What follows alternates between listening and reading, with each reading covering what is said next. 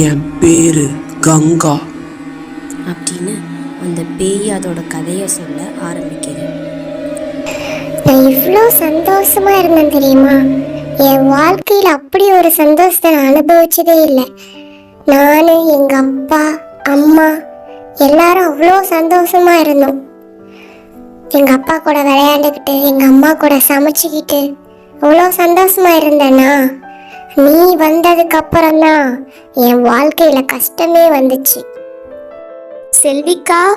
செல்விக்கா வா தமயந்தி, என்ன இந்த பக்கமே ஆளையே காணோம்?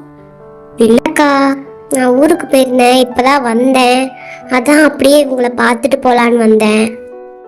கங்கா எங்க போயிட்டா? காலேஜ் போயிட்டாமா?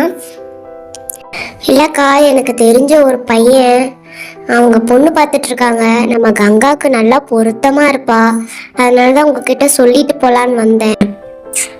இல்ல தமயந்தி, பாப்பா படிக்கணும்னு சொல்றா, அதான் என்ன பண்ணலான்னு தெரியல. பாப்பா படிக்கணும்னு சொன்னா கல்யாணம் பண்ணிட்டு கூட படிக்கட்டும்க்கா.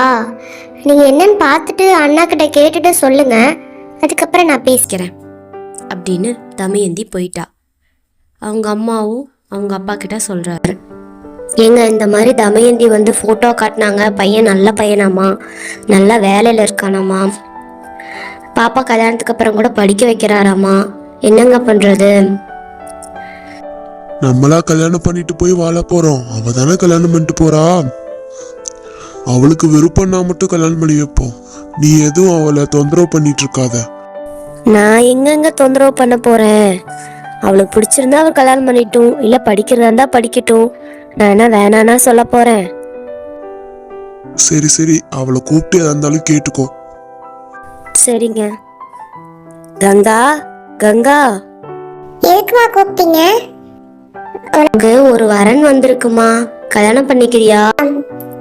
அம்மா, எனக்கு இப்ப கல்யாணம் வேணாம்மா. நான் நல்லா படிக்கணும், படிச்சு வேலைக்கு போய் உங்களை எல்லாம் காப்பாத்தணுமா. என்ன ஒண்ணு நீ காப்பாத்த வேணாமா, உன்னை பார்த்துக்கிட்டாவே போதும்.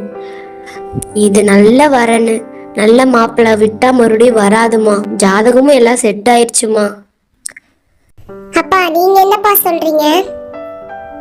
உன் விருப்பம்மா, ஆனா நீ கல்யாணம் பண்ணா எங்களுக்கு ரொம்ப சந்தோஷமா இருக்கும். அவ்வளவுதானே? சரி விடுங்க, உங்களுக்காக நான் கல்யாணம் பண்ணிக்கிறேன்.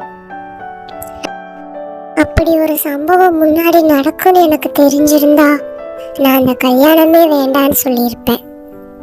ஆனா அப்போ எனக்கு தெரியல. அப்படின்னு கங்கா கல்யாணத்துக்கு ரெடியானா.